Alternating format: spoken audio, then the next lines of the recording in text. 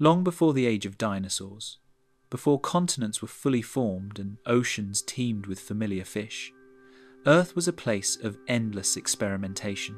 Life had no blueprint, no expectations, and no rulebook. In the dark, murky depths of the Cambrian seas, creatures emerged that defied imagination, strange, armoured, spiny, and predatory, moving with a grace that was both hypnotic and terrifying. Among them, worms were not the timid, soil-dwelling creatures we know today, but monsters of survival, nightmare worms that burrowed, ambushed, pierced, and grazed with elegance and deadly efficiency. These were the pioneers of predation and defense, the silent rulers of primeval seafloors, sculpting the early dynamics of ecosystems with every wriggle, every strike, every subtle motion. Tonight, we journey into this forgotten underworld to witness the ingenuity and horror of life before life as we know it. Hallucigenia, the spined phantom. In the dim glow of the Cambrian seas, Hallucigenia glided along the seabed, a creature that seemed plucked from an artist's fevered nightmare. Its body, thin and tubular, was crowned with rows of rigid spines that rose like jagged towers, projecting a silent threat to anything that dared approach. The spines were both defense and declaration. Small as it was, Hallucigenia was unyielding, a walking monument of evolutionary experimentation. Its delicate legs, tipped with tiny claws, gripped the soft sediment with careful precision, moving the creature slowly but confidently across the uneven seafloor. Every motion carried a strange rhythm, as if the worm were negotiating its existence in a world where danger lurked in every shadow. The surrounding environment was chaotic, a patchwork of microbial mats, towering sponges, and creeping arthropods, each seeking sustenance or territory. Hallucigenia navigated these obstacles with uncanny poise. Its body bent and flexed, keeping its spines aligned in a defensive array, while its feet probed the ground with rhythmic delicacy. Predators such as Anomalocaris might have eyed the worm as prey, yet even a single miscalculated attack risked damage to delicate feeding appendages or impalement on those formidable dorsal spines. Survival, in this context, was a subtle dance of deterrence rather than confrontation. Though small, Hallucigenia's head, initially misidentified in early fossil reconstructions, revealed an astonishing adaptation: a circular mouth lined with minute teeth, capable of grazing on microbial mats. The creature was no predator. Its weaponry was entirely protective. Every spine, every clawed limb, represented a solution to a problem that had haunted soft-bodied animals for millions of years: how to survive in a sea filled with creatures that were learning to eat. Fossil evidence shows Hallucigenia's place in the ecosystem was both delicate and profound. By grazing, it recycled nutrients, disturbed sediments, and shaped microhabitats for other organisms. Its presence influenced predator behavior, pushing the evolution of more sophisticated hunting strategies. In its alien simplicity, Hallucigenia became an agent of ecological change, tiny but vital in the tapestry of early marine life. Its anatomy baffled scientists for decades. Early models reconstructed it upside down or with spines as legs, producing images more fantastical than factual. When the correct orientation was revealed, the creature's elegance and terror became clear: a soft-bodied worm armoured with spines that could wound, deter, and survive in a predator-rich world. Its unusual configuration made it a lesson in evolutionary innovation, a small creature living by ingenuity rather than strength. In the flickering light of ancient waters, Hallucigenia's life was one of subtlety. It did not rush, it did not strike, and yet it wielded a quiet, pervasive power. By existing in forms so unfamiliar, it forced its environment to adapt around it. Predators learned caution, prey learned opportunity.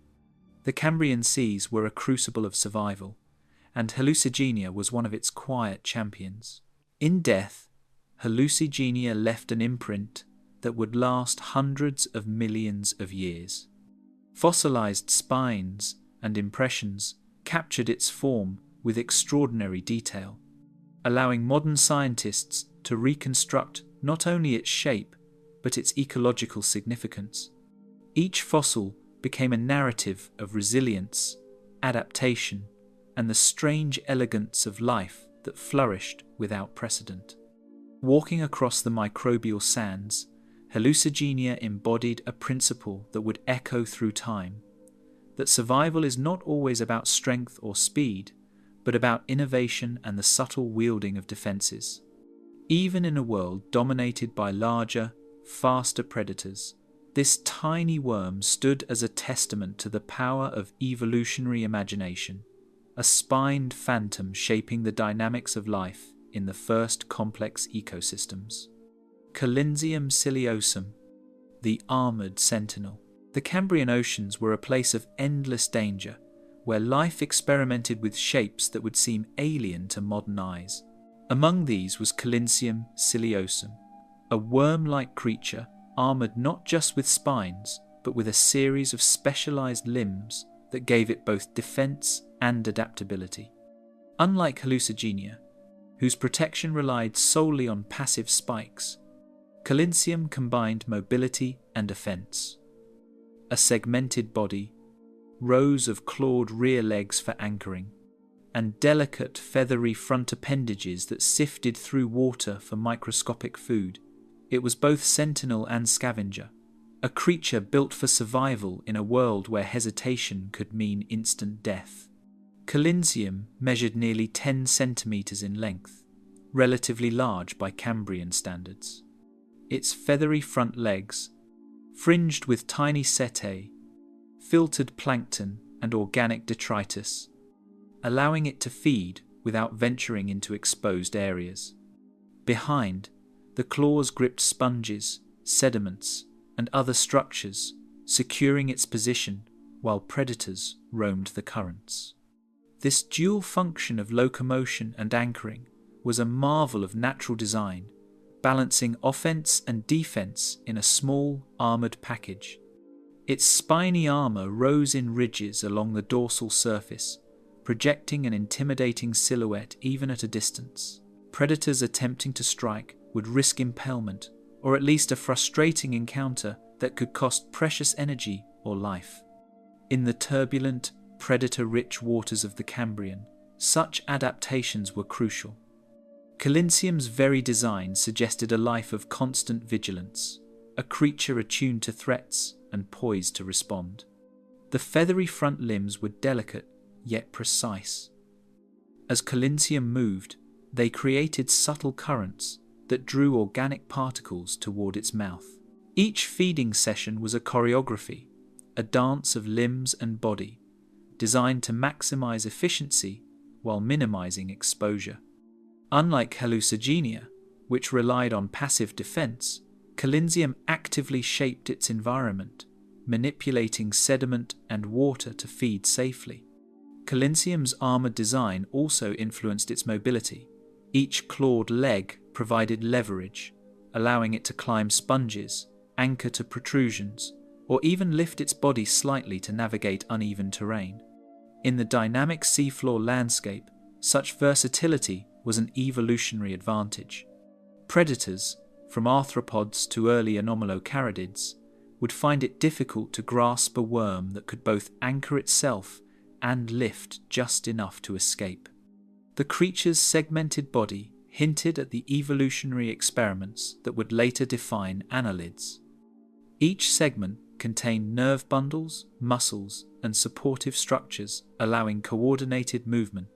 Even with its small brain, Calinsium exhibited controlled motion, precision feeding, and a survival strategy that married protection with opportunity. Fossils preserved not just its form but the intricate details of its limbs, claws, and bristly spines, offering insight into a creature that was as much architect as inhabitant of its ecosystem. Calinsium was not merely surviving, it was shaping its environment, filtering food, disturbing sediments, and influencing predator-prey interactions. In life, Calinsium moved with a deliberate grace, its armoured back glinting faintly in the filtered sunlight of shallow Cambrian waters. It was a sentinel of its world, a hybrid of predator and prey, delicate and dangerous, a reminder that survival often demands both invention and courage. Eotuba chengjangensis, the cage worm sentinel. In the swirling, sediment-laden waters of the Cambrian, Eotuba chengjangensis existed as a creature both delicate and deadly. Unlike the spiny silhouettes of Hallucigenia or the armoured Calinsium, Eotuba's body was encased in a subtle armour of conical papillae, a tiny bristles that covered its soft trunk like a living chainmail. Each bristle was angled perfectly to disrupt the grip of predators, a silent defence that required no movement or threat display. From a distance, it appeared almost serene, its slender body weaving between the pillars of sponges and scattered debris, a ghost drifting through an ancient seascape that was at once chaotic and mesmerizing. Its head was capped with a horseshoe-shaped array of gill-like tentacles, delicate filaments that extended outward to filter water for microscopic food. These branchiae pulsed gently, rhythmically, opening and closing to capture plankton, organic detritus, and bacteria floating past. But the feeding apparatus served a dual purpose. It could retract into the protective body cavity at the first sign of danger, disappearing like a shadow into the worm's own flesh. In this, Eotuba exemplified a fundamental principle of survival: balance, efficiency with security, feed without risking life. The tubular body of Eotuba was segmented, each section housing primitive nephridia, early kidney-like organs, and nerve ganglia that allowed surprisingly coordinated movement. Though small, typically only a few centimetres long, its body was capable of subtle undulations, enabling it to navigate uneven seabeds with remarkable precision. These motions were slow, deliberate, and almost hypnotic, suggesting a creature acutely aware of the dangers around it, yet unburdened by haste. Among the Cambrian predators, Eotuba was a small target, but a challenging one. Predatory arthropods, or early anomalocaridids, would find themselves frustrated by the fine bristles covering its body. A bite could become tangled, a grasp could fail. Even in a sea filled with hunting machines, this tiny worm had evolved a near impenetrable barrier, relying not on aggression but on the perfection of defensive design. Its tubular casing was not only protective but functional. Eotuba could anchor itself within soft sediments, using the slight pressure of its segmented body, maintaining stability in currents that would sweep away less adapted worms. In such moments, the branchial tentacles flickered above the seabed, shimmering in the dim light, capturing sustenance while remaining hidden from predators. The cage-like defense, combined with its feeding strategy, made Eotuba both a guardian of its own survival and an unassuming architect of micro-ecosystems. The worm's life was a quiet testimony to evolutionary restraint. Where Hallucigenia relied on fearsome spines and Calinsium on armoured limbs, Eotuba demonstrated that even subtle defences could shape survival. Its interactions with the environment were delicate yet purposeful, shifting sediments, redirecting water flow with feathery appendages, and creating microhabitats that nurtured bacteria and proto-organisms. It was a silent gardener, an unnoticed participant in the complex dance of Cambrian life. Fossils of Eotuba preserve not just its form but the echoes of its existence, the impressions of bristles, the faint traces of feeding tentacles, the tiny tunnels it may have left behind. Paleontologists have reconstructed its anatomy in painstaking detail, revealing a creature whose sophistication belies its modest size. Each discovery reminds us that even the smallest organisms were integral to the evolution of marine ecosystems, shaping the very dynamics that would allow predators and prey to flourish. In life, Eotuba moved with a rhythm almost poetic in its precision. Currents teased at its body, predators drifted close, and yet it endured, feeding, anchoring, and surviving in a world where the rules of predation were being written in real time. Its existence, though unremarkable at first glance, represents one of the earliest triumphs of subtle design, a creature whose quiet innovations reverberated through evolutionary history, shaping the survival of countless others. Even today, in the study of its fossils, there is a haunting elegance.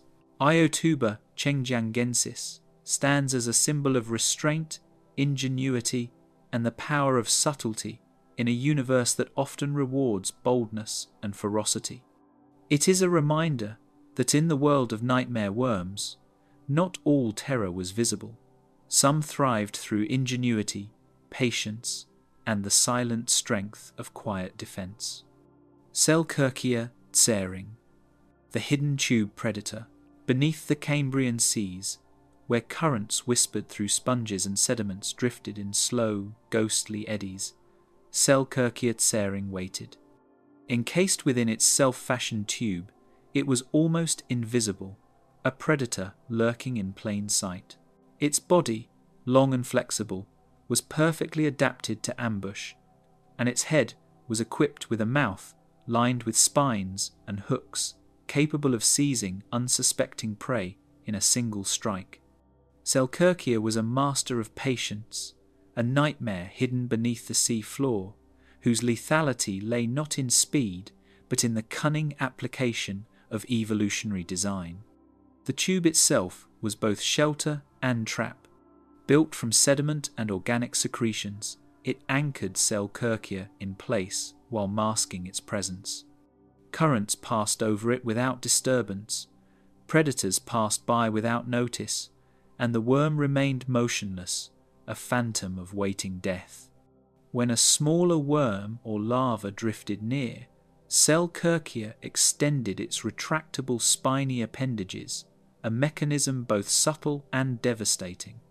In an instant, it could snare, impale, and retract its prey back into the safety of the tube, a hidden executioner in a world of constant risk. Its ambush strategy required exquisite timing.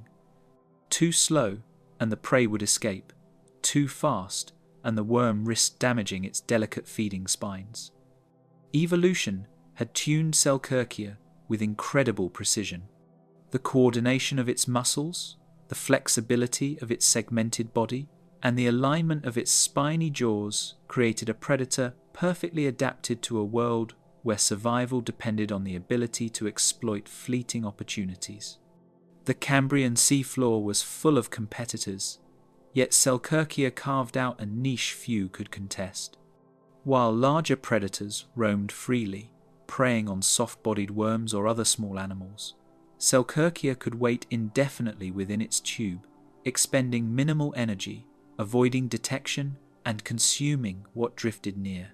Its stealth was not passive, it was strategic, a careful manipulation of space, flow, and surprise.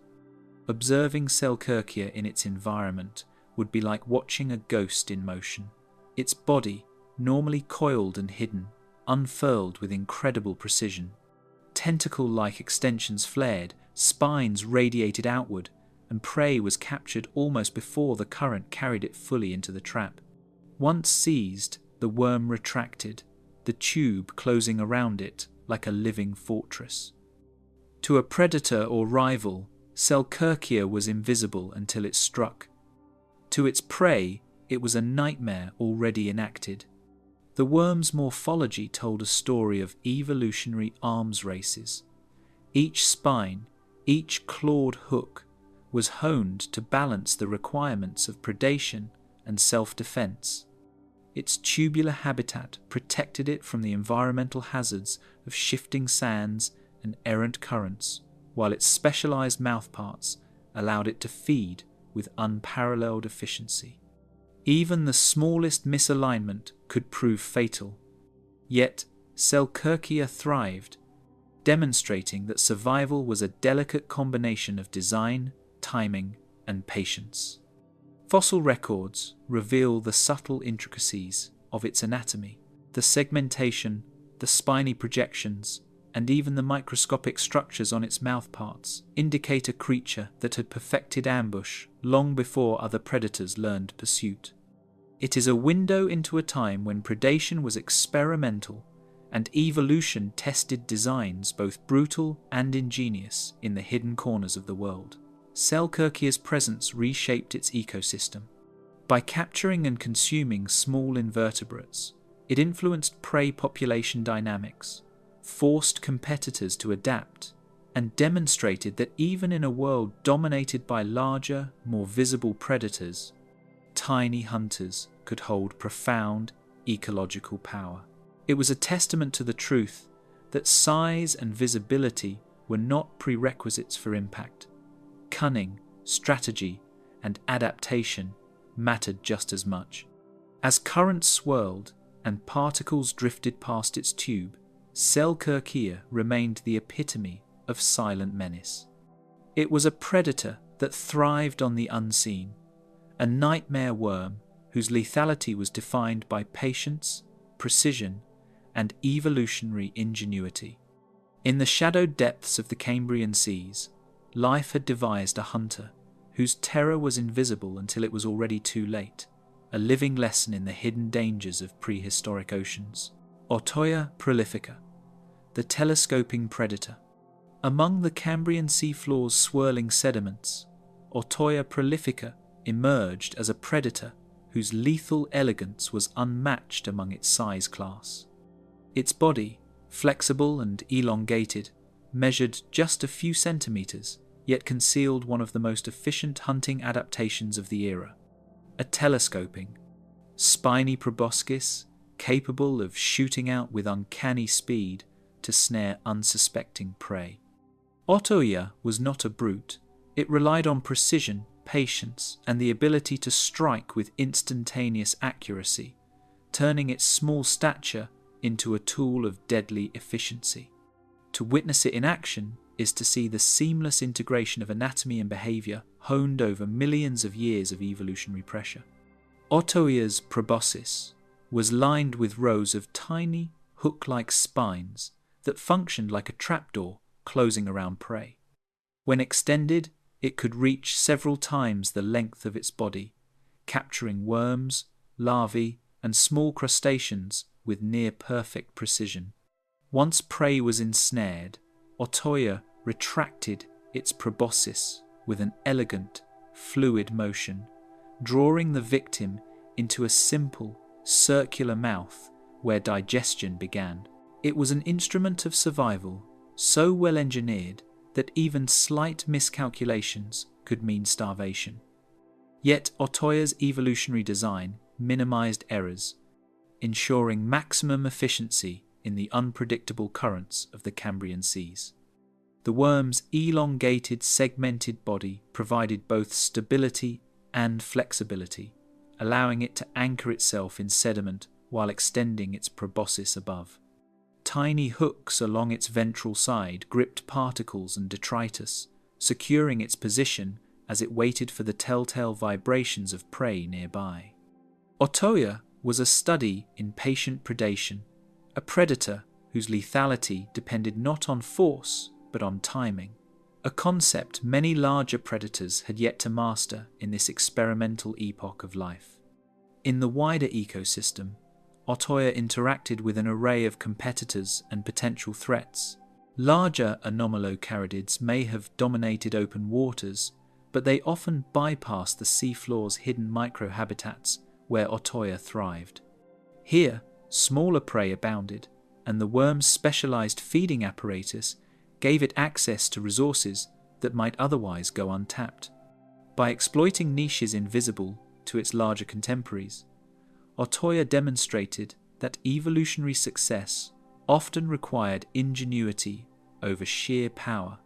Fossil evidence paints a vivid picture of Otoya's daily existence. Impressions reveal a coiled body, proboscis, extended in predatory anticipation, and the telltale markings of its spiny hooks embedded in tiny prey remains.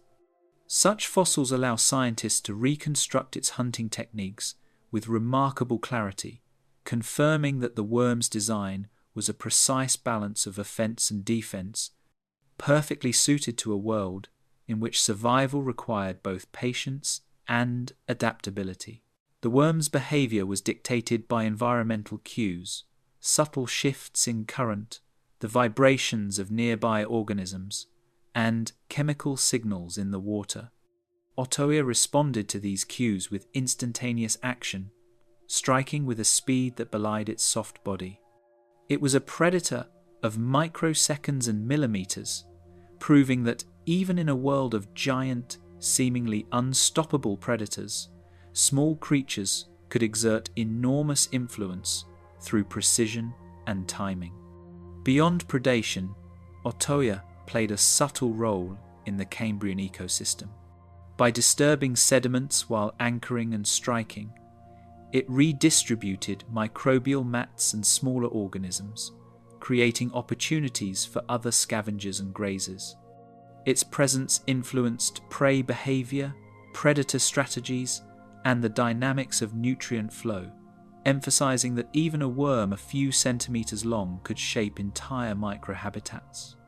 In life, Otoya prolifica moved with an elegance that masked its deadly efficiency. Each strike was a dance of evolution, perfected over millions of years, an intricate choreography of anatomy and environment.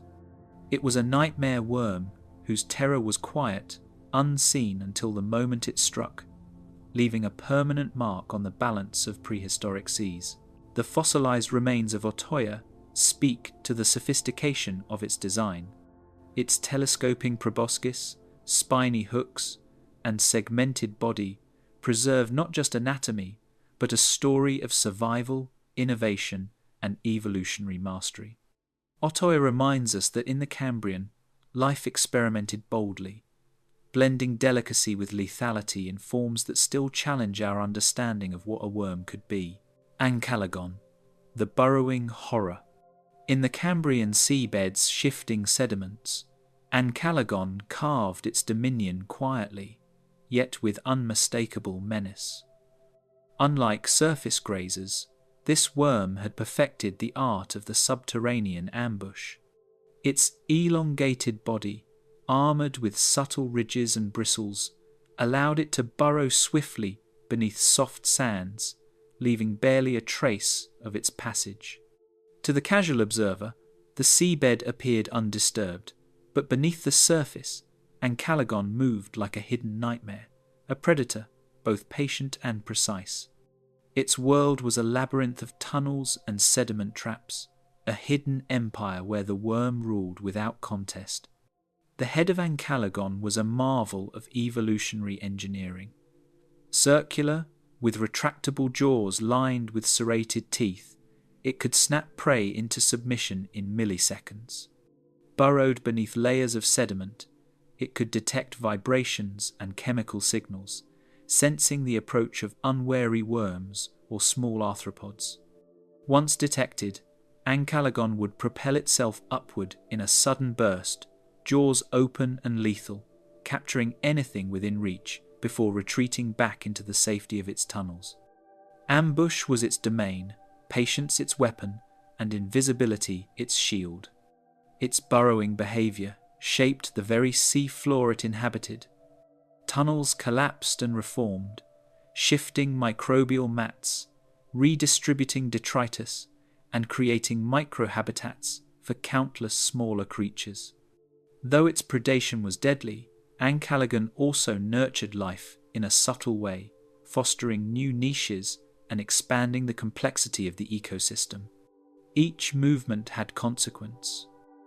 Predator and prey coexisted in a delicate, invisible dance, choreographed by the presence of this subterranean hunter. Predators of Ancalagon were few.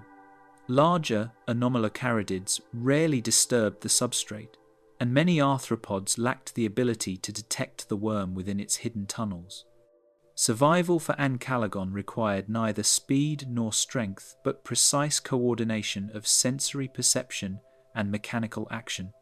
Its success was measured not in conflict, but in stealth, and in a Cambrian ocean rife with experimentation, such specialization proved invaluable. Fossilized burrows attributed to Ancalagon reveal patterns of predation and survival.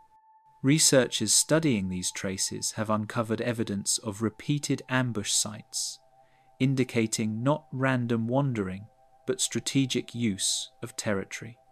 Each tunnel was both a home and a hunting ground, a testament to evolutionary ingenuity and the adaptation of life to unseen threats. The worm's anatomy, its burrowing bristles, flexible body segments, and spiny jaws, reflects a design honed to perfection for both stealth and lethality. The worm's segmented body allowed for remarkable flexibility, letting it twist and coil within narrow passages. Each segment contained musculature and primitive neural ganglia coordinating movement and response to environmental cues. Even in soft sediment, Ancalagon could maneuver with incredible precision, avoiding obstacles, capturing prey, and retreating to safety in a seamless display of natural engineering. Despite its subterranean life, Ancalagon occasionally ventured closer to the surface, testing currents and sensing opportunities. These brief excursions were calculated risks, revealing a predator acutely attuned to the balance of hunger and danger. Its presence subtly influenced the distribution of prey, shaping behavior and movement patterns across the seafloor. In this way, even a hidden predator could have profound ecological impact. Ancalagon's survival strategy was elegant in its simplicity. Remain hidden, strike with precision, and retreat before danger could respond. In the murky Cambrian oceans, where every shadow could conceal a predator, the worm's mastery of ambush was a lesson in restraint and adaptation. Its life demonstrates that horror need not be obvious to be effective. Sometimes the greatest threat is the one unseen, waiting silently beneath the sand.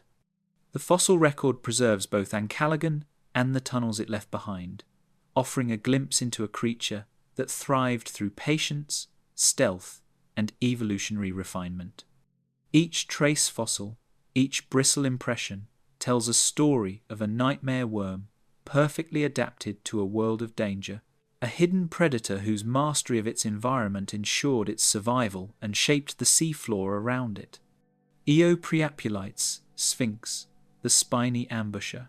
In the tangled labyrinth of the Cambrian seafloor, Eopreapulite Sphinx moved with a grace that belied its predatory intent. Its body, elongated and cylindrical, was armoured with rows of fine, backward-facing spines that served as both protection and leverage. Unlike other worms that wandered openly or anchored themselves to sediments, Eopreapulites specialized in ambush predation, lurking in partial concealment beneath layers of silt and detritus. Its presence was nearly invisible to the casual observer, yet to those attuned to subtle shifts in the environment, it radiated an undeniable sense of menace. Its head, capped with a circular mouth, lined with retractable hooks, was an instrument of precision. The worm could extend and contract its mouthparts to grasp prey with a speed that outmatched its size. Its feeding was a calculated performance.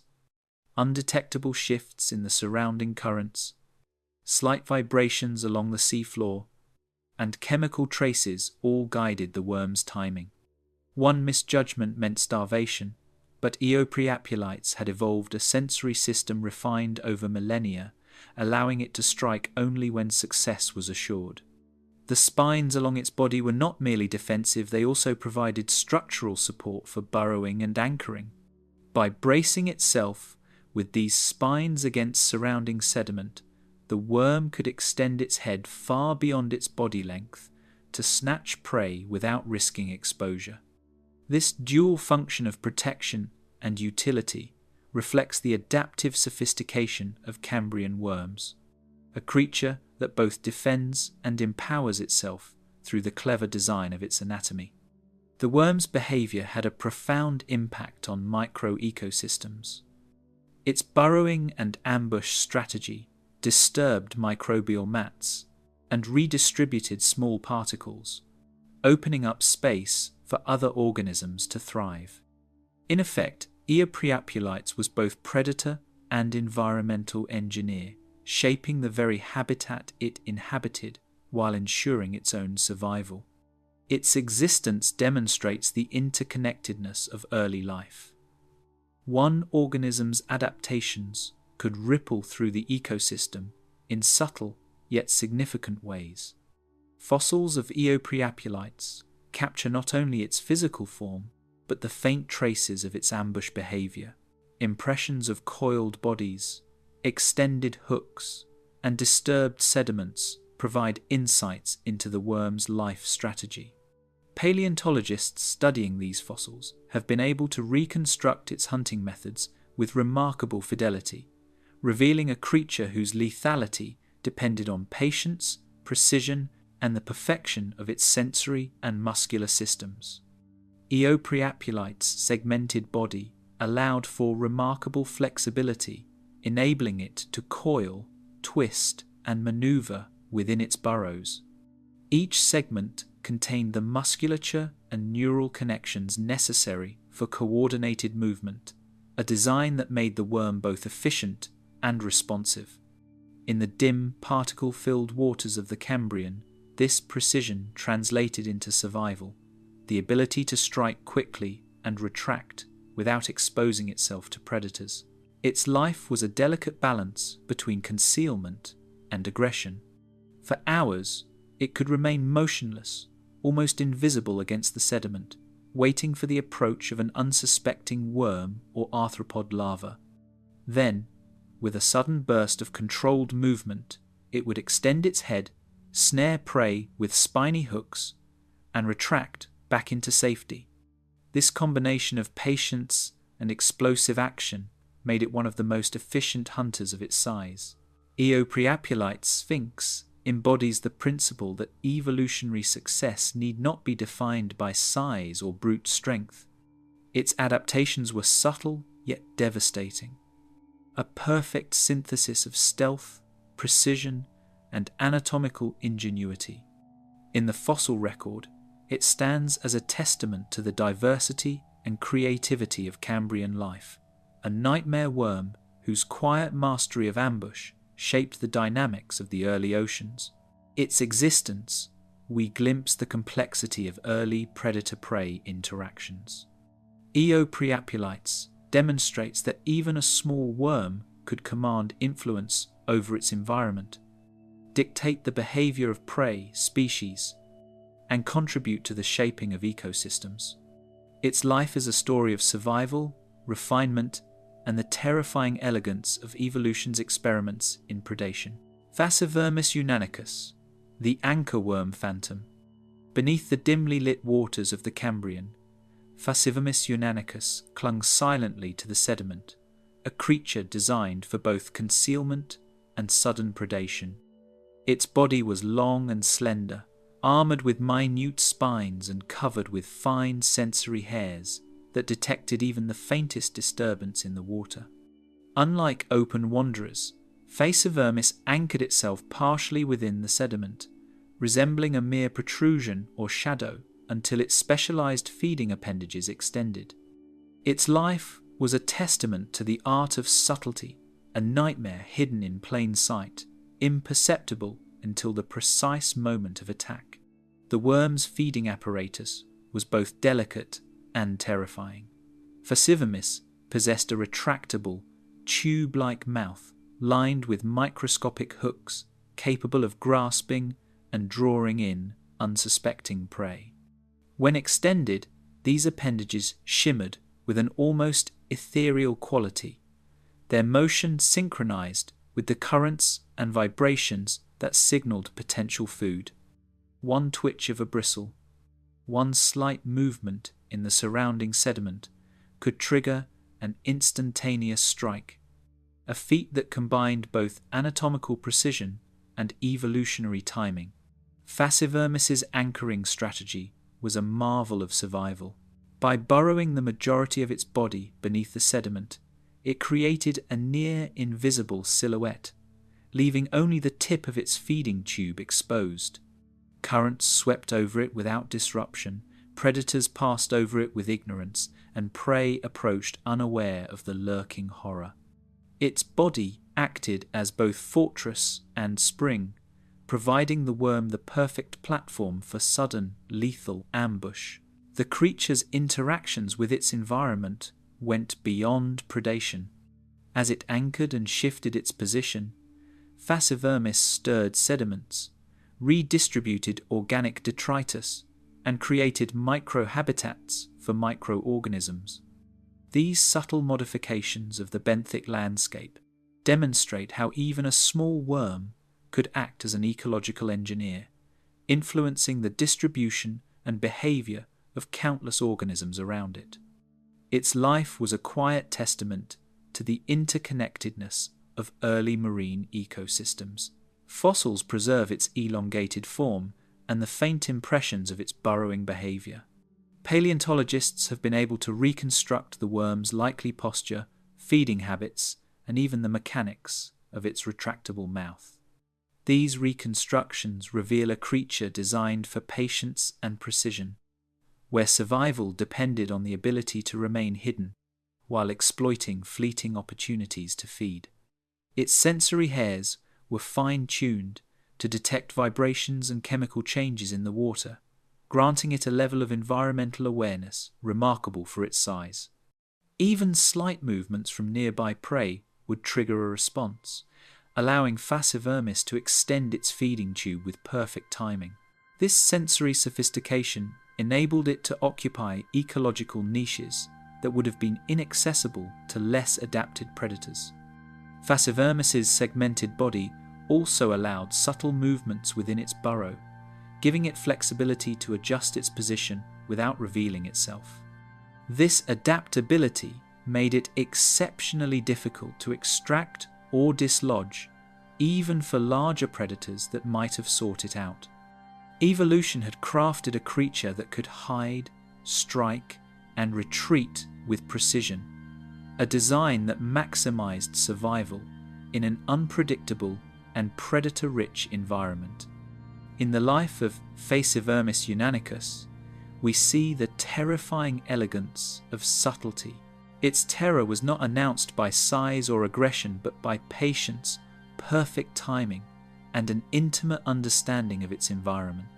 In the Cambrian abyss, where danger and opportunity were in constant flux, the worm thrived as a silent, anchored predator, shaping the behaviors of both prey and fellow predators alike. The fossilized remains of Fascivermis remind us that innovation often favors subtlety over spectacle. This nightmare worm exemplifies how evolution could produce forms of terror that were invisible, precise, and devastatingly effective, a hidden architect of life on the primeval seafloor. Pamdelurian Whittingtoni, the apex worm of the Cambrian, among the swirling clouds of suspended sediment and drifting plankton, Pamdelurian Whittingtoni reigned as one of the Cambrian's most formidable nightmare worms.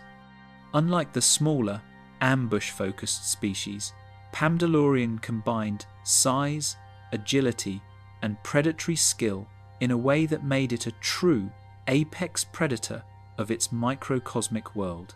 Its elongated, segmented body stretched several tens of centimeters, adorned with lateral lobes and fine spines that provided both stability in the water and protection against larger predators. In the muted, filtered light of ancient seas, It moved with an eerie elegance, a serpent of segmented armor and lethal intent. Pamdalurian's head was a masterwork of predatory engineering. Large, grasping jaws lined with rows of sharp teeth allowed it to seize small arthropods and worms with terrifying precision. Sensory appendages on its head detected vibrations and chemical cues in the water, enabling it to locate prey even in near-complete darkness. With these adaptations, Pamdalurian could patrol open stretches of the sea floor and ambush prey, attempting to escape the benthic labyrinths where smaller worms hid. Its lateral lobes were multifunctional, serving both to stabilize its body in turbulent currents and to help it maneuver with surprising agility. Each undulation propelled the worm forward, allowing it to glide above the sediment in pursuit of prey or to adjust its position while awaiting a perfect strike. The fine spines along its dorsal and ventral surfaces protected against predatory attacks, ensuring that even in open water, the worm remained a difficult target for larger Cambrian hunters. Pamdalurian's hunting strategy was dynamic, combining elements of stealth, patience, and rapid action. It could linger motionless, blending with the sea floor, before lunging with explosive speed to capture prey. Its size and reach allowed it to dominate smaller competitors, but it also required careful energy management. A miscalculated attack could leave it exposed to other predators. In this balance of risk and reward, evolution honed a predator capable of both opportunistic strikes and calculated ambush. The fossil record shows remarkable detail of Pamdalurian's anatomy. Impressions reveal the segmentation of its body, the arrangement of lateral lobes, and the fine structures of its jaws and sensory appendages. These fossils allow paleontologists to reconstruct not just its appearance, but its behavior, revealing a creature whose mastery of predation shaped the ecological dynamics of its environment. It was a predator that influenced both the distribution and evolution of other Cambrian species. Despite its predatory dominance, Pamdalurian also played a subtle ecological role. Its movements disturbed sediments, redistributed microbial mats, and created microhabitats for smaller organisms. By shaping the environment as it hunted, the worm became an inadvertent architect of the seafloor, demonstrating that even predators contribute to the structure and diversity of ecosystems beyond the act of feeding. Its segmented body also allowed for extraordinary flexibility in both hunting and escape. Each segment was coordinated with nerve ganglia and muscular structures that enabled precise movements, whether lunging forward to seize prey or coiling defensively against threats. In a world where exposure could mean death, Pamdalurian's control over its own body was a critical component of survival. Life for Pamdalurian Whittingtoni was a constant interplay of opportunity and risk. It navigated a world where every motion could provoke a predator or present a chance to feed. Its adaptation speed, size, sensory acuity, and armoured body made it a dominant force, a nightmare worm that combined elegance, lethality, and environmental mastery. In the vast, shadowed Cambrian oceans, few creatures matched its combination of beauty and terror. Even in fossils, Pamdalurian commands awe. Its body preserves not just anatomy, but a story of evolutionary sophistication. The emergence of apex predation in worm-like forms, a blend of stealth, power, and adaptability that shaped the early seas. It stands as one of the most formidable nightmare worms of its era, a predator whose presence echoes through the history of life long before the age of vertebrates. Otochera magnificus, the bristled leviathan.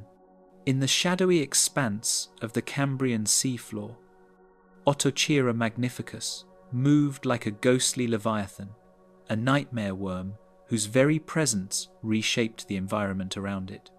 Unlike the smaller ambushers and tunnelers, Otochera combined sheer size with intricate defensive and predatory adaptations, stretching its body up to several tens of centimeters. Its thick, flexible trunk was covered in dense bristles, each tipped with a hardened cap, giving the worm both tactile sensitivity and a formidable deterrent against potential predators. In the dim currents of the ancient ocean, Otochira's silhouette undulated with a slow, hypnotic grace, simultaneously mesmerizing and terrifying. The worm's head was an intricate arrangement of sensory appendages and spiny jaws, a perfect fusion of detection and offense. Long, flexible tentacles extended outward to probe the water, detecting vibrations and chemical traces of prey from several body lengths away. Once a target was identified, Otochira's mouth could extend rapidly, capturing worms, larvae, and soft-bodied arthropods with deadly precision. Each strike was a balance of timing and control. Even the slightest miscalculation could waste energy or expose the worm to attack. Yet evolution had honed Otochira's abilities, producing a predator capable of both patience and explosive action. Its bristled body was a marvel of evolutionary innovation. The dense spines provided protection against grasping predators while allowing the worm to navigate complex sediment structures. When threatened, Otochira could coil, presenting a dense array of bristles outward and making it nearly impossible for predators to bite or hold. Its armor was flexible yet resilient, combining mobility with defense in a way few other Cambrian worms could match. In essence, Otochira was both predator and fortress, a walking testament to evolutionary ingenuity. Otochira's hunting strategy was multifaceted. Sometimes it drifted along the seafloor, using its sensory tentacles to detect prey at a distance. Other times, it anchored itself partially within sediment, extending only its head and upper body to ambush passing prey. This flexibility allowed it to exploit both open and sheltered environments, giving it a remarkable edge over smaller competitors. Its presence influenced the distribution of prey, the strategies of predators, and the dynamics of the surrounding microhabitats. Fossil evidence reveals the intricate detail of Otochira's anatomy. Impressions show the segmented bristled body, the arrangement of tentacles, and the spiny jaws capable of precise predation. These fossils allow scientists to reconstruct both its feeding techniques and defensive behaviors, revealing a creature perfectly adapted to a dangerous, dynamic world. Otochira exemplifies how evolutionary pressure can produce designs that are both beautiful and terrifying, a nightmare worm in every sense of the word. The worm's segmented structure allowed for astonishing flexibility. Each segment contained musculature and nerve clusters coordinating movement, enabling Otochira to twist, coil, and maneuver with precision. This flexibility was essential not only for hunting but also for defense, allowing the worm to present bristled segments in multiple directions and retract vulnerable body parts when threatened. In a world of constant danger, such control over one's own body was crucial for survival. Otochira also played a subtle but critical role in its ecosystem. By burrowing, shifting sediments, and disturbing microbial mats, it created microhabitats for smaller organisms. Its feeding redistributed nutrients and controlled populations of soft-bodied prey, influencing the structure of the seafloor communities around it. Even as a predator, Otochira was an architect of the benthic environment, demonstrating that in prehistoric ecosystems, the line between hunter and environmental engineer was often blurred. In life, Otochira magnificus embodied a combination of elegance, lethality, and evolutionary sophistication. Its bristled armor, flexible body, and precision tentacles made it one of the most formidable nightmare worms of its time. The Cambrian oceans were full of experimentation, yet few creatures matched Otochira's mastery of both offense and defense. It was a predator whose very existence shaped the behaviors, movements, and survival strategies of countless other organisms in its domain. The fossilized remains of Otochira serve as a reminder of the terrifying ingenuity of early life. Each segment, spine, and tentacle tells a story of survival against incredible odds, of evolutionary design perfected in response to a world of relentless danger. Otochira magnificus stands as a final testament in the saga of nightmare worms, a leviathan of the seafloor whose life and legacy echo across hundreds of millions of years. Capinatator praetermissus, the swimming lurker. In the turbulent waters of the Cambrian seas, Capinatator praetermissus glided with a fluid, almost ghostly motion.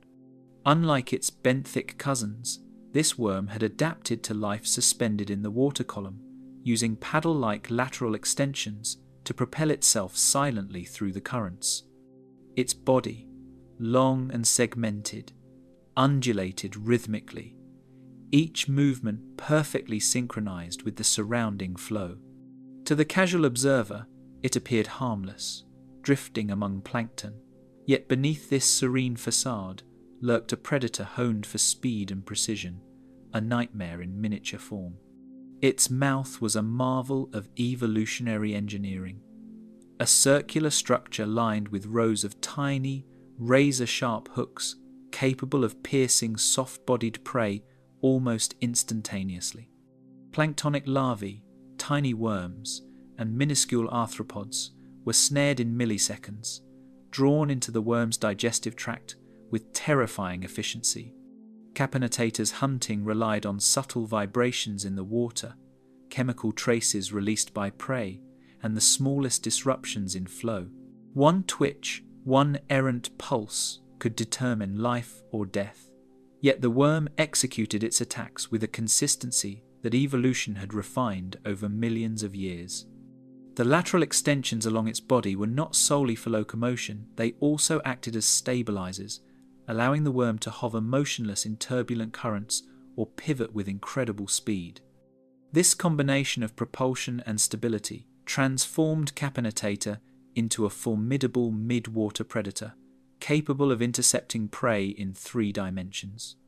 Even in the open water, where other worms might flounder or drift helplessly, it maintained control, an unseen hunter in the suspended plankton forests. Capinatator's body was armoured subtly with fine spines and sensory hairs, protecting it from predators while providing critical environmental information. Each spine acted as a mechanical sensor, detecting slight shifts in current or pressure caused by nearby creatures. Its survival was a constant negotiation with the surrounding ocean, a balance of patience and instantaneous reaction, of hiding in plain sight while remaining a predator capable of decisive, lethal strikes. Fossilized remains capture the grace of its anatomy. Elongated, flexible segments, lateral paddles perfectly arranged for propulsion, and the hooked mouthpart preserved in delicate detail. These fossils allow paleontologists to reconstruct not just the shape, but the hunting methods and environmental interactions of this midwater terror. Capinatator demonstrates that even the Cambrian's smallest predators could master both stealth and speed, shaping prey populations far beyond what its size might suggest. The worm's ecological role extended beyond predation. As it moved through planktonic layers, it redistributed tiny organisms and organic detritus, subtly influencing nutrient flow and the dynamics of microhabitats. Capinatator's presence dictated the behavior of prey species, forcing them into evasive strategies and shaping the movement of planktonic communities. In this way, it acted not only as a predator, but also as an unseen architect of its suspended environment. Its hunting technique was a delicate choreography. Patience was paramount, hovering silently until a target drifted within striking distance. Then, with a sudden whip of its head and jaws, the prey was captured before it had any chance to react. The efficiency of this motion meant Capinatator expended minimal energy, conserving strength for long periods of ambush or rapid bursts of motion in pursuit. Its design was the epitome of evolutionary economy, combining minimal energy use with maximal predatory output. Capinatator's life was a constant interplay between observation, timing, and movement. Each shift in the current, each pulse of water or flicker of prey could trigger a reaction. It thrived in this suspended world where speed and awareness mattered more than brute strength. In the vast, dimly lit waters, it was a master of invisibility and precision, a nightmare lurker whose influence extended far beyond what its small, streamlined body might suggest. Capinatator leaves a legacy preserved in fossils, a record of a predator perfected for the open water. Its anatomy tells a story of efficiency, stealth, and the terrifying potential of even the smallest Cambrian worms.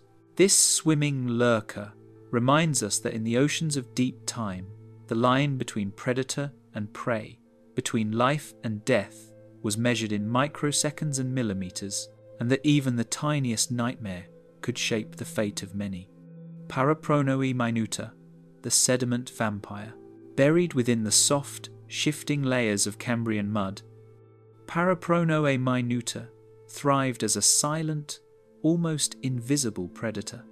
Its elongated, flexible body glided through sediment with astonishing ease, propelled by delicate bristles along its ventral surface. Unlike the more visible nightmare worms of open water or burrowed tubes, Paraprono was a master of concealment, a creature whose presence could easily be overlooked until it struck. Its life was defined by patience, stealth, and the subtle manipulation of its environment, a predator whose terror was measured in the small, almost imperceptible deaths it left behind. Its feeding apparatus was deceptively simple, yet lethal. A circular mouth lined with microscopic hooks, capable of seizing microorganisms, tiny larvae, and detrital particles. As it navigated through sediment, these hooks moved in subtle, rhythmic motions, capturing anything that drifted too close. The worm's predation was constant but delicate, a quiet feast in the shadowed layers of the seafloor. Its small size did not diminish its impact. Parapronoe shaped populations of tiny organisms in ways that echoed through the microbial food web. Parapronoe's body was armoured with fine bristles and subtle ridges that provided both protection and structural support. These adaptations allowed it to burrow rapidly when disturbed, avoiding predators that might seek to consume it. While many larger Cambrian worms relied on brute force or spines, Parapronoe relied on subtlety and speed, weaving through sediment as if invisible, its small size and intricate body design ensuring survival in a world where the slightest mistake could mean death. The worm's movements were precise and efficient. Its bristles worked like oars, pulling and pushing against surrounding particles to propel it silently. As it maneuvered, it created microtunnels and depressions in the sediment, subtly altering its environment. These disturbances influenced the distribution of microorganisms and small prey, making Parapronoe both predator and ecosystem engineer. Its life demonstrates that even the tiniest Cambrian worms could have outsized effects on their surroundings. Fossils reveal not only the body shape of Parapronoe, but the traces of its sediment burrowing behaviour. Impressions show coiled positions, subtle shifts, and feeding patterns, evidence of a creature that lived in constant interaction with its environment. Paleontologists have reconstructed its movements and feeding strategy, revealing a worm whose life combined ambush, scavenging, and environmental manipulation into a single, elegant survival strategy. Its sensory bristles were finely tuned to detect vibrations and chemical cues in the water and sediment. Even the faintest movement of a nearby larva could trigger a feeding response, guiding the worm's subtle strikes with remarkable precision. Paraprono's survival depended not on sight or size, but on the ability to perceive and respond to its world in ways invisible to most other creatures. The worm's ecological influence extended beyond its immediate prey. By redistributing sediment and detritus, Parapronoe altered the structure of microhabitats, creating spaces for other organisms to thrive. Its presence dictated the behavior of smaller prey and influenced the foraging patterns of competitors, demonstrating that even seemingly insignificant creatures played critical roles in Cambrian ecosystems. Paraprono's life was a delicate balance between feeding, movement, and concealment. It existed in a world dominated by larger predators and more aggressive worms, yet its mastery of stealth and efficiency allowed it to flourish. It was a predator that relied on patience, precision, and invisibility, a small terror whose existence shaped the hidden layers of the seafloor. The traces left by Parapronoe reveal the elegance of its adaptations. Fossils preserve its segmented body, bristled appendages, and subtle burrowing paths, a testament to the ingenuity of small predators in ancient seas. Parapronoe minuta reminds us that the Cambrian world was full of hidden horrors, and that even the tiniest nightmare worms could wield profound influence over life and death in the shadows. Echinorinchus magnispinosus, the spiny benthic stalker. Among the Cambrian seabed's patchwork of sediment and microbial mats, Echinorinchus magnispinosus moved like a shadow cast by an unseen hand. Its long, segmented body bristled with backward-facing spines, each tiny projection acting as both armor and an anchor in the shifting substrate. Unlike more overt predators, this worm specialized in stealth, gliding silently through the sediment while scanning for prey. Its presence was almost imperceptible, yet to the smaller creatures of the seafloor, it was a nightmare in motion, a hunter whose arrival could only be recognized in the last moments before capture. Echinorinchus's feeding appendages were remarkable. Long, retractable tentacles, lined with sharp hooks extended far beyond its armored body, capable of grasping worms, larvae, and soft-bodied arthropods with lethal precision. Once prey was caught, the worm retracted its appendages swiftly, drawing its victim toward a circular mouth equipped to hold and digest efficiently. This combination of reach, speed, and accuracy made it one of the most feared mid-sized predators of its ecological niche. The spines along its body were multifunctional. While primarily protective, they also helped Echinorinchus anchor itself against shifting currents or sediment slides. These spines allowed the worm to stabilize while extending its feeding tentacles, ensuring that strikes were precise and energy was not wasted. In a world where even a small misstep could mean death, this balance of offense and defense was essential. Echinorinchus's hunting strategy combined patience with explosive action.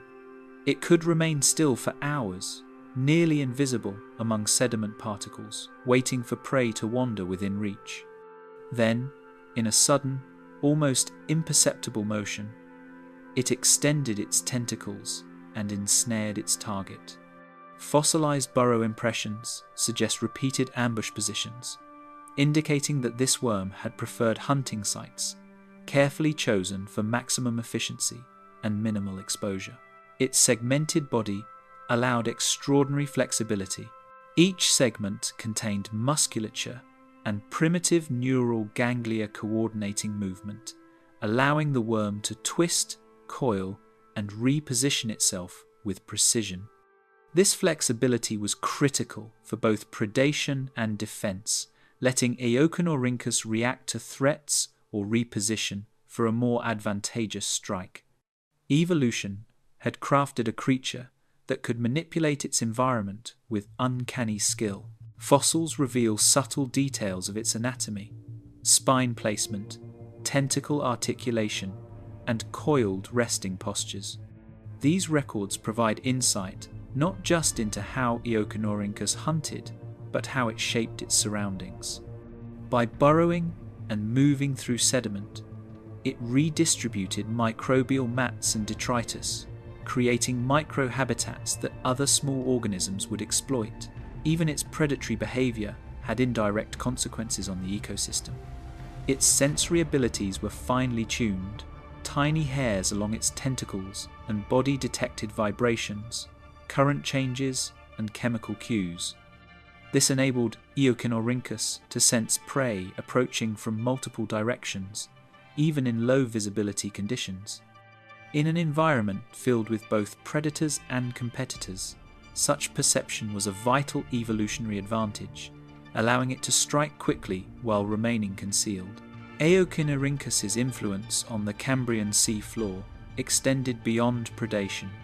Its burrowing patterns and sediment disturbance created micro-niches, altered local water flow, and influenced the distribution of prey species. In effect, this worm became both hunter and environmental engineer, shaping the dynamics of the seafloor ecosystem in ways that belied its size. Eoconorhynchus magnispinosus stands as a testament to the ingenuity of Cambrian evolution. Its combination of stealth, precision, armored protection, and environmental manipulation reflects a predator finely tuned to its world. In the fossil record, it reminds us that the nightmare worms of prehistory were not just predators, they were architects, engineers, and masters of survival in a world still discovering the possibilities of life. Fieldia lanceolata, the feathered filterer. Amid the dim currents of Cambrian seas, Fieldia lanceolata floated with quiet elegance, a worm whose survival relied not on predation but on mastery of subtle harvesting. Its elongated, segmented body remained partially buried within sediment, while feathery appendages extended outward into the water column, capturing microscopic plankton with graceful precision. Unlike the ambushing nightmare worms that struck with sudden violence, Fieldia's strategy was patience, its life a continuous balance between stillness and the gentle rhythm of feeding, a predator of a different kind, harvesting without leaving a trace. The feathery appendages were marvels of evolution. Each filament, fine as a hair yet surprisingly resilient, created a vast surface area capable of filtering water for plankton and organic detritus. Tiny cilia lined these filaments, producing currents that guided microscopic prey toward the worm's circular mouth. Fieldia's feeding process was silent and continuous, a steady flow of life drawn into a waiting predator, showing that even in the Cambrian, lethality could take subtle forms. Fieldia's segmented body allowed it to adjust its posture within the sediment, orienting its feeding appendages to optimal angles relative to water currents. This flexibility enabled the worm to exploit varying flows of plankton, maximizing intake while conserving energy. Anchored yet mobile, it could subtly reposition itself, maintaining a delicate balance between stability and exposure. Such anatomical refinement demonstrated that efficiency, not brute force, could secure survival in prehistoric oceans. Although primarily a filter feeder, Fieldia was not defenseless. Its segments were lined with tiny bristles and hardened ridges that deterred small predators and provided structural support. By embedding most of its body within sediment, it minimized risk while keeping its feeding appendages exposed. Predators approaching would first encounter a spiny, bristled barrier, buying the worm precious moments to retract or retreat into concealment. Its defensive adaptations complemented its feeding strategies seamlessly. Fieldia's presence influenced the broader ecosystem. By harvesting plankton and organic detritus, it helped regulate microbial populations and redistributed nutrients through subtle movements of water and sediment. Its feathery appendages stirred fine particles, creating microcurrents that other organisms could exploit. In essence, Fieldia acted as both predator and ecosystem engineer, demonstrating that the Cambrian seafloor's complexity was not solely dictated by brute hunters, but also by subtle manipulators of energy and matter. Fossil evidence preserves Fieldia's delicate filaments, segmented trunk, and subtle traces of burrowing behavior. These fossils allow paleontologists to reconstruct its posture, feeding mechanics, and environmental interactions. Impressions of disturbed sediment reveal its role in shaping microhabitats, while the exquisite preservation of filaments underscores the fine balance between vulnerability and survival in a filter-feeding lifestyle. Its sensory system, though less pronounced than that of predatory worms, was finely attuned to currents and particle density.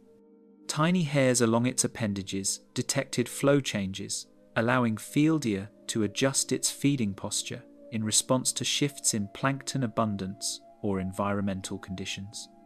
This constant feedback loop between body and surroundings exemplified a predator perfectly tuned to its niche, exploiting opportunities without unnecessary exposure.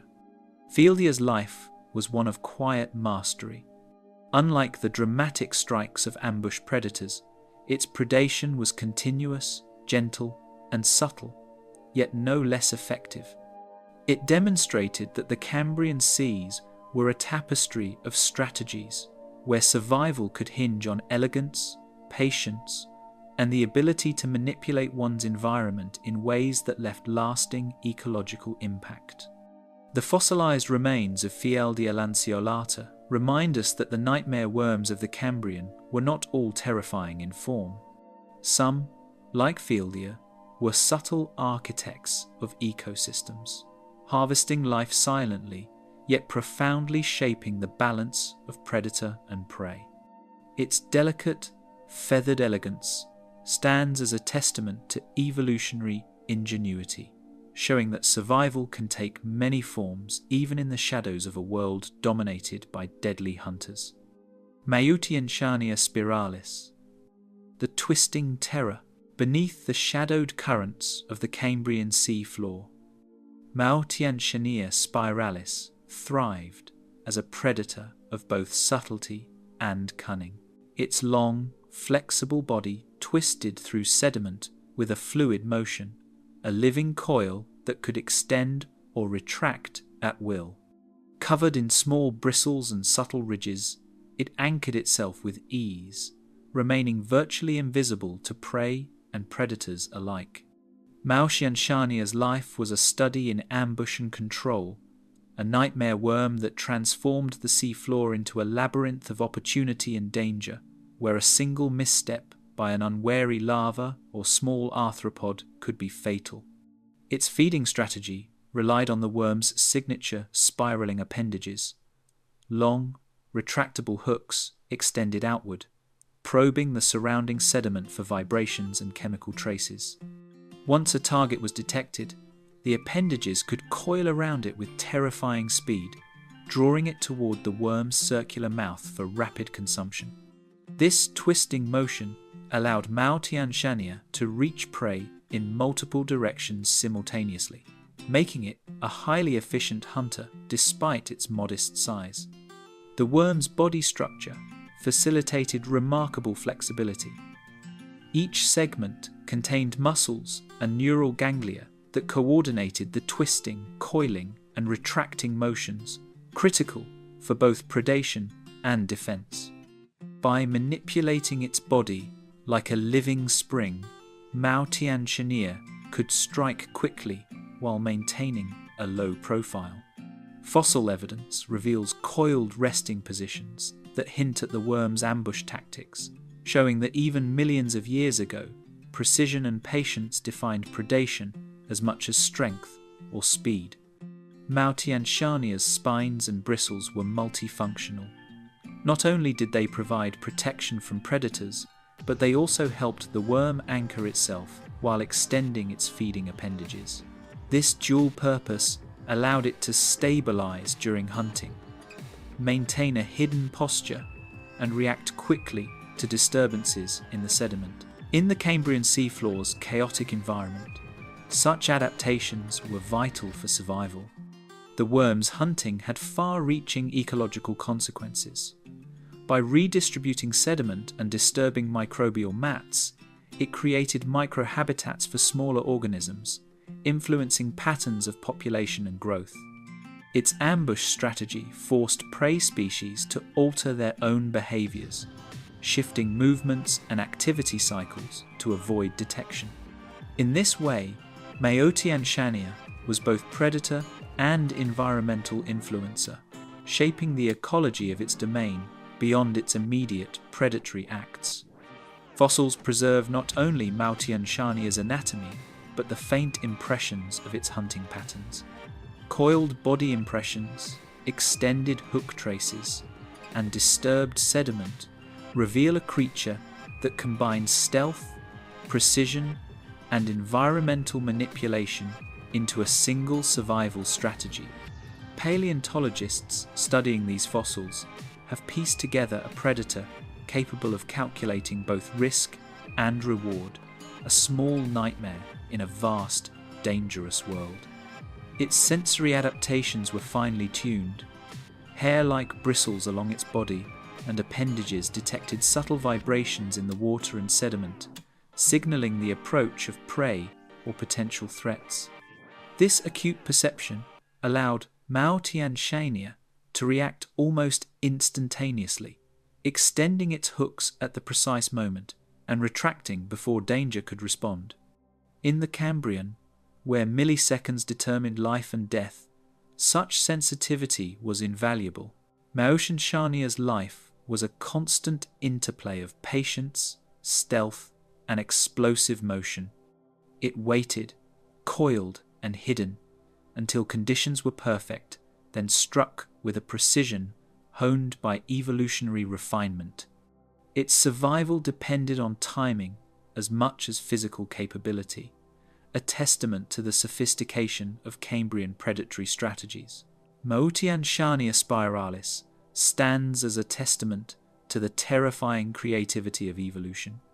Its twisting, coiling body, retractable hooks, and burrowing expertise reflect a creature perfectly adapted to ambush predation and environmental influence. This nightmare worm reminds us that even the smallest forms could dominate their world through cunning, precision, and mastery of their ecological niche. Xystoscolex elongatus, the tentacle hunter. In the dimly filtered waters of the Cambrian oceans, Xystoscolex elongatus moved with a combination of stealth and calculated precision that made it a predator to be feared. Its long, segmented body, covered in fine bristles, allowed it to twist and coil with extraordinary flexibility. Unlike many of its benthic cousins, Xystoscolex exploited both sediment layers and low-level water currents, using its elongated form to explore multiple hunting grounds simultaneously.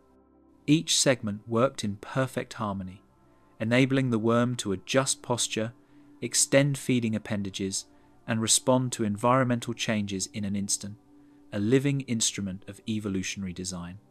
Its defining feature was a series of long, sensory tentacles tipped with tiny hooks, capable of seizing multiple prey items at once. These tentacles extended far beyond the worm's armoured body, probing the water and sediment with delicate precision.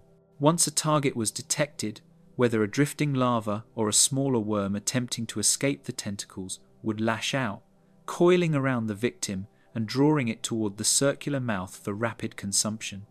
This combination of reach, speed, and coordination allowed Cystoscolex to dominate both open water and sediment habitats with equal effectiveness. The worm's bristled segments were not just protective, they were functional extensions of its sensory system. Each bristle acted as a receptor, detecting vibrations, water movement, and chemical cues. In an environment where visibility was often limited, these tactile sensors provided the worm with a sophisticated understanding of its surroundings. Even a slight shift in current or sediment displacement could signal prey, competitors, or potential predators, allowing Cystoscolex to react with remarkable speed. Its hunting strategy was dynamic and versatile. Sometimes it lingered anchored within sediment, using tentacles to snare unsuspecting prey. At other times, it propelled itself with subtle undulations through low currents, pursuing drifting organisms with relentless efficiency. Fossilized traces suggest that Cystoscolex had preferred hunting routes and ambush sites, revealing a creature that combined instinctual strategy with evolutionary refinement to maximize survival. The worm's segmented body also provided remarkable defensive advantages. When threatened, it could coil its body, presenting a bristled barrier to potential attackers. Each segment's flexibility allowed it to twist and retract, minimizing exposure and ensuring survival. In the Cambrian's predator-rich seas, such adaptations were essential.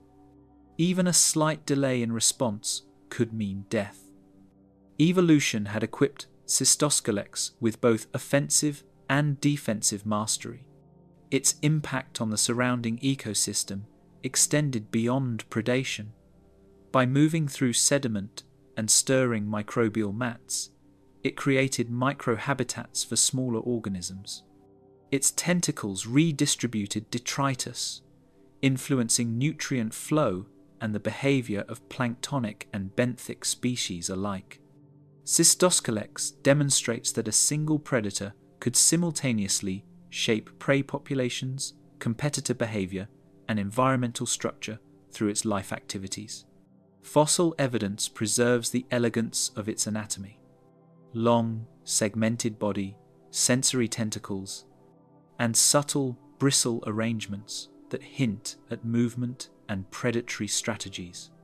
These impressions allow scientists to reconstruct both behavior and environmental interaction, revealing a worm that thrived by blending stealth, flexibility, and sensory sophistication. In this way, Cystoscolex epitomizes the Cambrian principle that evolutionary success could be measured as much by cunning and precision as by size or strength. Its life was a dance of anticipation and execution. Each approach, each extension of a tentacle, was calculated to maximize feeding efficiency while minimizing risk. The Cambrian oceans were a chaotic arena, yet Cystoscolex navigated it with grace, patience, and deadly accuracy. Its combination of sensory sophistication, flexible movement, and lethal tentacles made it one of the most effective nightmare worms of its age. Cystoscolex elongatus stands as a testament to the intricate possibilities of worm evolution. It reminds us that the Cambrian seas were not merely a stage for brute predators, but also a theatre of subtlety, strategy, and precision. Here, even a segmented worm with delicate bristles could rise to dominance, shaping life and death in its domain with remarkable mastery. Uninocephalus intricatus, the microarchitect. Beneath the swirling sediments of the Cambrian seabed, Uninocephalus intricatus carved a hidden empire. Unlike predators that relied solely on speed or ambush, this worm mastered both hunting and environmental manipulation, shaping the microhabitats of countless smaller organisms. Its long, segmented body, covered with fine bristles, allowed it to glide effortlessly through soft mud, anchoring itself with subtle adjustments to avoid detection. Each movement was deliberate, an interplay between survival, feeding, and ecosystem engineering, revealing a creature as sophisticated as it was deadly. Its feeding appendages were slender, retractable, and equipped with microscopic hooks, perfect for capturing microorganisms and tiny plankton that drifted too close. While small in scale, Uninocephalus's predatory efficiency was astonishing. It could ensnare multiple prey items simultaneously, pulling them toward its circular mouth with a fluid, almost hypnotic motion. Its strikes were so precise that prey often had no chance of escape, highlighting the worm's evolutionarily refined predatory skills. The worm's body bristles served multiple purposes. Acting as tactile sensors, they detected minute vibrations in sediment and water, signaling approaching prey or predators. Simultaneously, they provided protection, making the worm difficult to grasp or dislodge. This combination of sensory input and defensive capability allowed Uninocephalus to navigate complex microenvironments, thriving where less adapted creatures would falter. Uninocephalus's burrowing behavior reshaped the sediment landscape. As it moved, it created networks of tunnels and depressions, redistributing nutrients and organic detritus across the seabed. Microbial mats were disturbed and replanted in new locations, forming tiny oases for other benthic organisms. In effect, this worm became an unseen architect, simultaneously consuming prey and shaping the environment in ways that enhanced overall biodiversity and ecosystem stability. Fossilized burrows and body impressions provide a window into its life. The delicate preservation of tunnels, feeding traces, and coiled resting positions reveals patterns of movement and predation, allowing scientists to reconstruct both behavior and ecological impact. Uninocephalus demonstrates that even relatively small worms could exert enormous influence over their surroundings, blending predation with subtle environmental engineering. Its sensory hairs were highly refined, detecting chemical cues, sediment displacement, and even slight water movements. Uninocephalus maintained a constant awareness of its surroundings. This enabled it to hunt efficiently while avoiding predators and conserving energy.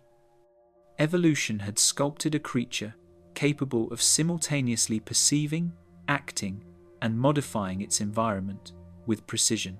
Hunting was a rhythmic, almost meditative process. The worm would extend its feeding appendages, capturing drifting microorganisms while simultaneously creating new burrow channels. Each motion served dual purposes: sustenance and habitat modification. This delicate balance of consumption and construction highlights a form of predation uniquely adapted to the intricacies of benthic life. The ecological ramifications of Uninocephalus's life were profound. By reshaping sediment layers, redistributing nutrients, and influencing prey behavior, it subtly controlled the dynamics of its microecosystem.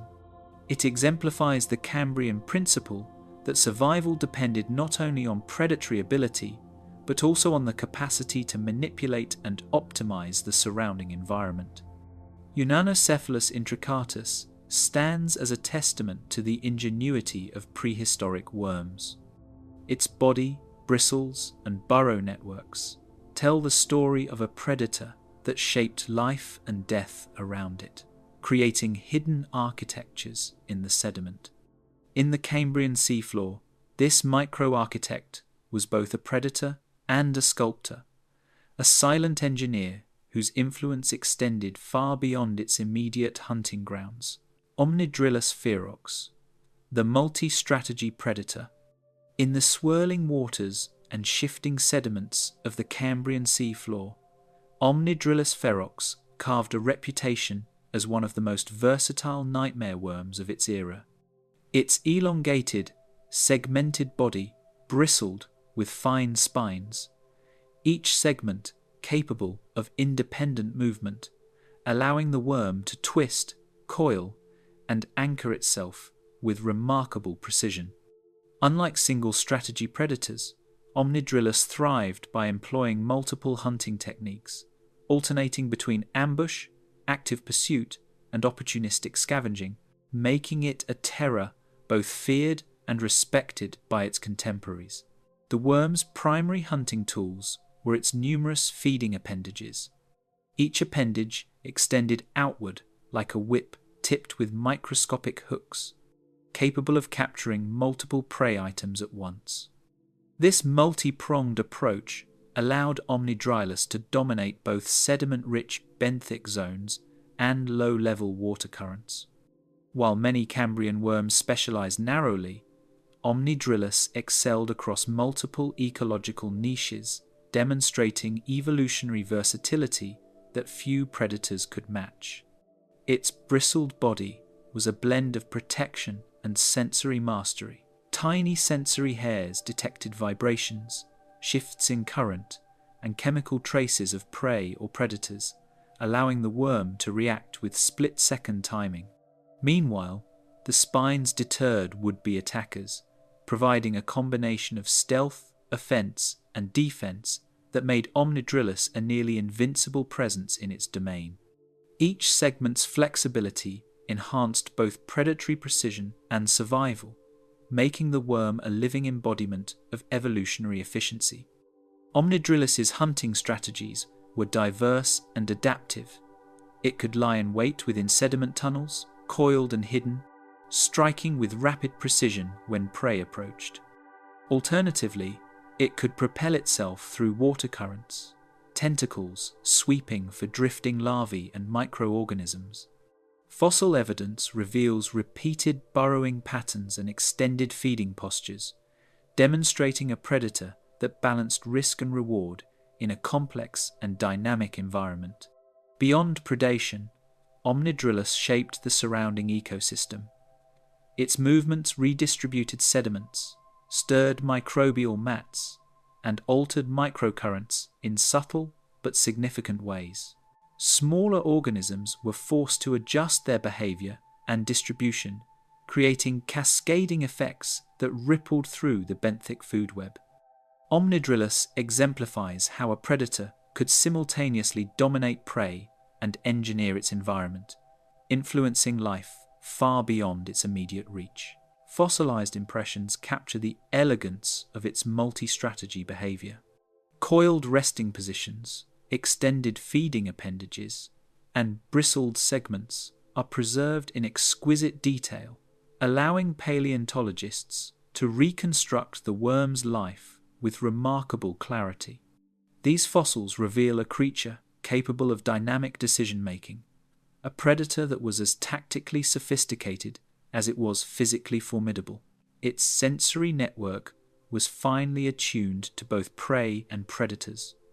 Vibrations in the sediment, shifts in water flow, and chemical traces were all detected and processed simultaneously, guiding, hunting, retreat, and movement.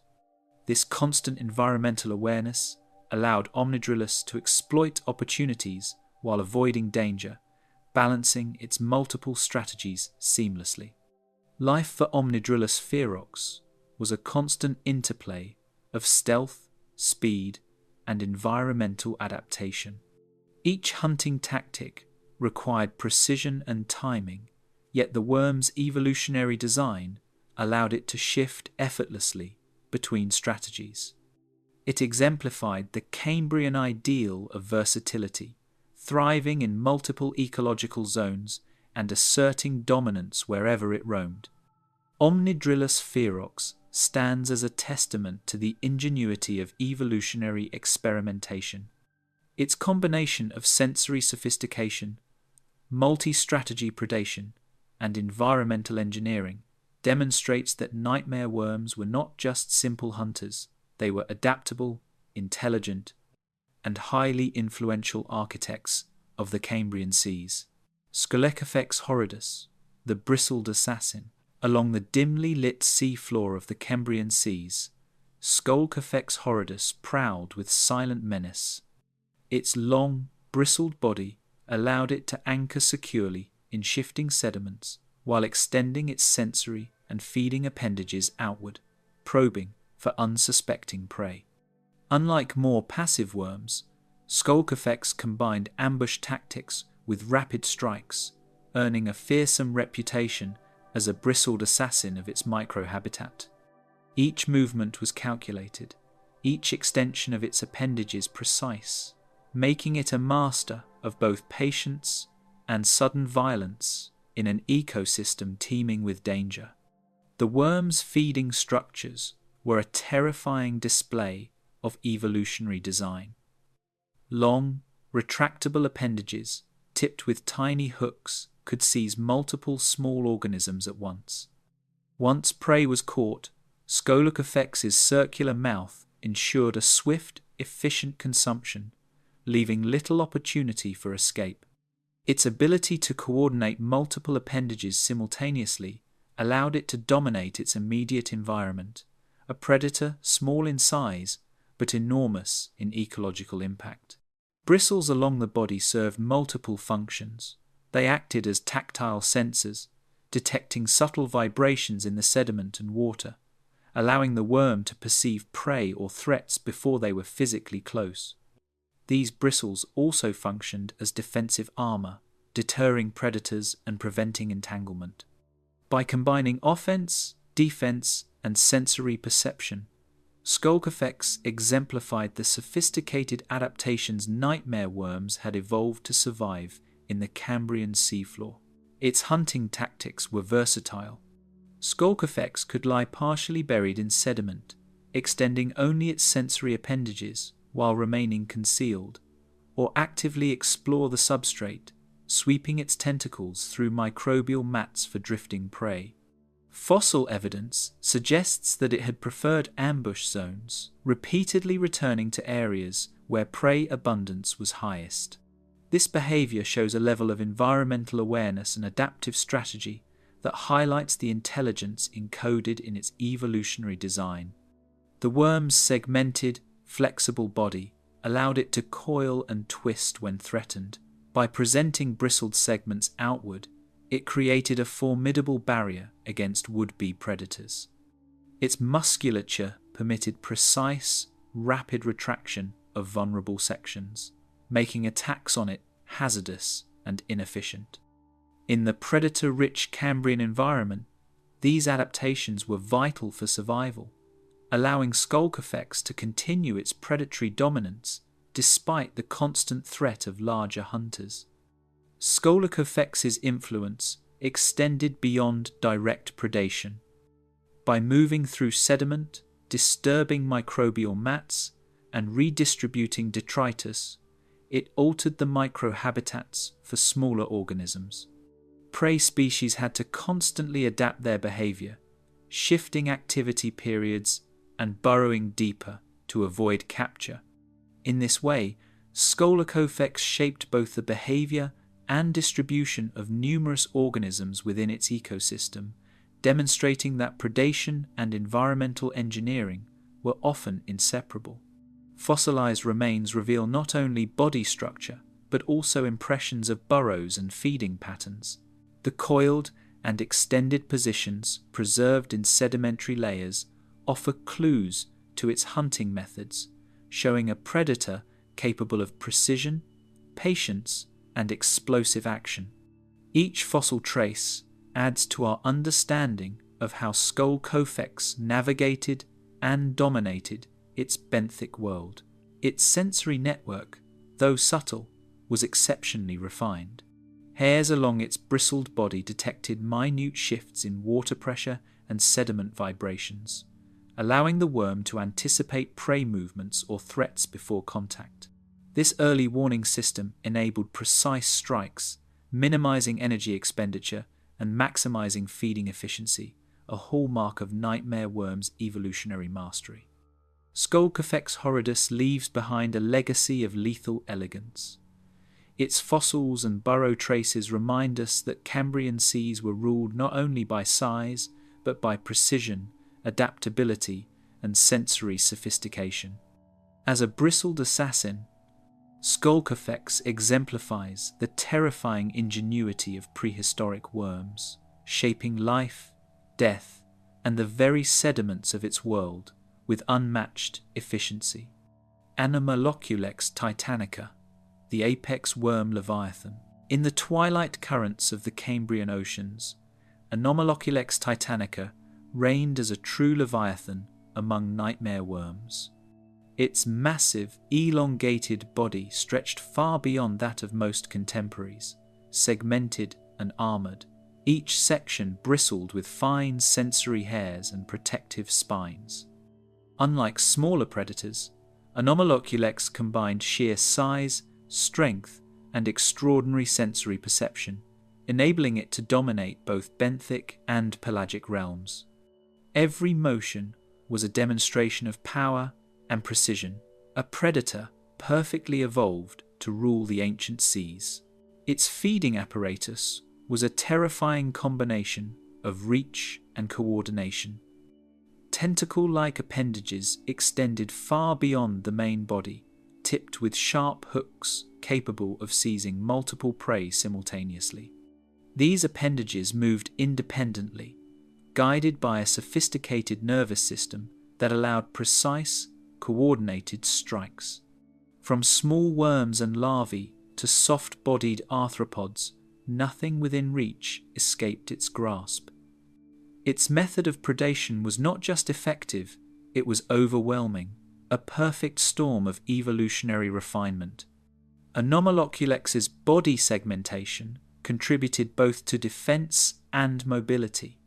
Each segment could flex, twist, and coil independently, allowing the worm to anchor securely in sediment or drift above it with fluid grace. Spines along its trunk deterred predators, while bristled sensory hairs detected even the slightest environmental changes. In the predator-rich Cambrian world, such adaptations ensured survival, making the leviathan nearly invulnerable to attacks from rivals or competitors. The worm's hunting strategy blended ambush, pursuit, and opportunistic feeding. Fossilized impressions reveal coiled resting positions within sediment, sudden bursts of movement to capture prey, and extended tentacle traces indicating multiple simultaneous strikes. Anomaloculex was not merely reactive, it manipulated its environment to maximize hunting efficiency, creating currents and disturbances that drew prey within reach while remaining largely hidden itself. Its influence on the Cambrian ecosystem was unparalleled. By moving through sediment and water, redistributing detritus, and preying on a wide array of organisms, Anomaloculex reshaped community dynamics. Prey species were forced to adapt, hiding, migrating, or altering feeding patterns to survive. The leviathan worm was both predator and environmental engineer, exerting control over its domain in a manner that few contemporaneous organisms could rival. Fossils reveal the intricate anatomy of this apex worm. Long, armoured segments, expansive tentacles, and bristled sensory hairs preserved in exquisite detail. These records allow paleontologists to reconstruct both its physical capabilities and its behavioral patterns. Every coiled impression, every tentacle trace tells a story of a predator capable of dominating complex, dynamic ecosystems. Its sensory perception was unmatched. Hairs and bristles along its body detected minute vibrations, chemical traces, and even shifts in water flow, allowing it to anticipate prey movement and environmental changes with astonishing accuracy. This heightened awareness made its strikes precise and efficient, minimizing energy expenditure while maximizing predation. Evolution had crafted a creature that combined intuition, power, and strategy in a single, formidable organism. Life for Anomaloculex titanica was a relentless orchestration of hunting, environmental manipulation, and dominance assertion. Each movement shaped the sediment, each strike altered prey populations, and each presence influenced competitors and allies alike. In a world of evolving predators and prey, the Leviathan worm thrived not only because of size or strength, but because of unmatched adaptability, intelligence, and predatory efficiency. Even millions of years later, Anomaloculex titanica stands as a symbol of Cambrian predatory ingenuity. Its fossils capture a creature that was both terrifying and majestic, a nightmare worm capable of reshaping ecosystems and asserting dominance over life and death itself. As the apex worm of its era, it reminds us that in prehistoric seas, evolution rewarded not just size or ferocity, but mastery over strategy, environment, and opportunity, a true Leviathan of the ancient world.